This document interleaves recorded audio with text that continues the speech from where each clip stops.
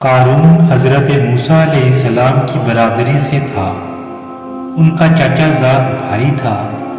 دنیاوی علوم میں بہت ترقی کی تھی اور حضرت موسیٰ علیہ السلام پر حسد کرتا تھا۔ حضرت موسیٰ علیہ السلام نے اس سے فرمایا کہ اللہ جل شانہ نے مجھے تم سے زکوٰۃ وصول کرنے کا حکم دیا ہے۔ اس نے زکوٰۃ دینے سے انکار کر دیا اور لوگوں سے کہنے لگا کہ موسیٰ علیہ السلام اس نام سے تمہارے مالوں کو کھانا چاہتا ہے۔ اس نے نماز کا حکم کیا، تم نے برداشت کیا۔ اس نے اور احکام جاری کیے جن کو تم برداشت کرتے رہے۔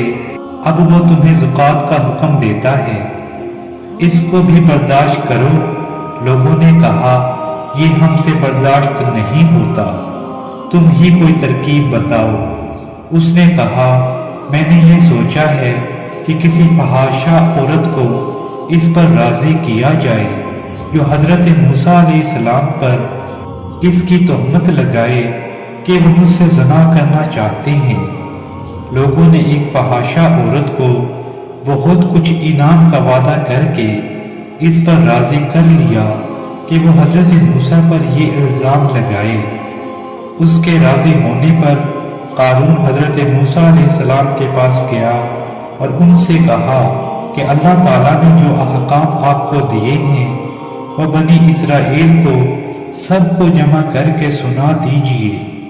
حضرت موسیٰ علیہ السلام نے اس کو پسند فرمایا اور سارے بنی اسرائیل کو جمع کیا، اور جب سب جمع ہو گئے تو حضرت موسیٰ علیہ السلام نے اللہ تعالیٰ کے احکام بتانے شروع کیے کہ مجھے یہ احکام دیے ہیں کہ اس کی عبادت کرو، کسی کو اس کا شریک نہ کرو، صلہ رحمی کرو، اور دوسرے احکام گنوائے جن میں یہ بھی فرمایا کہ اگر کوئی بیوی والا زنا کرے تو اس کو سنسار کیا جائے۔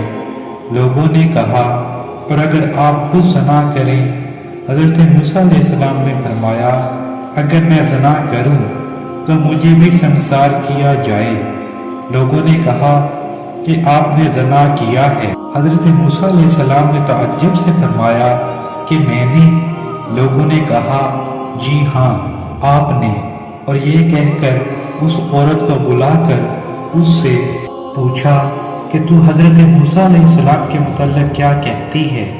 حضرت موسیٰ علیہ السلام نے بھی اس کو قسم دے کر فرمایا کہ تو کیا کہتی ہے؟ اس عورت نے کہا کہ جب آپ قسم دیتے ہیں تو بات یہ ہے کہ ان لوگوں نے مجھ سے اتنے انعام کا وعدہ کیا ہے کہ میں آپ پر الزام لگاؤں۔